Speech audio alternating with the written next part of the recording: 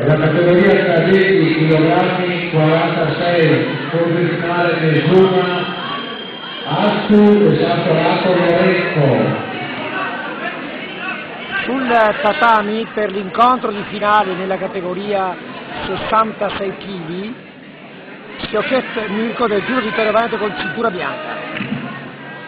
Ricorda che siamo a Federoba nel 30° torneo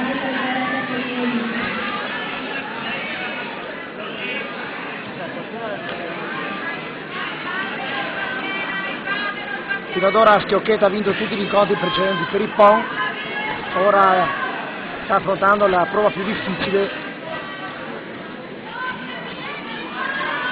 fino ad ora nulla di fatto, attacchi da parte di entrambi ma nessuna azione valutabile.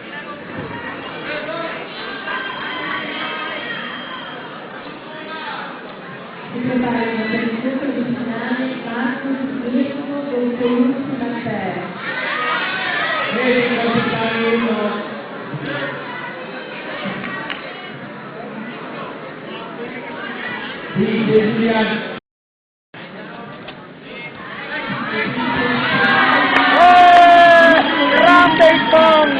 Grande il pon di Schiocchetta Mirko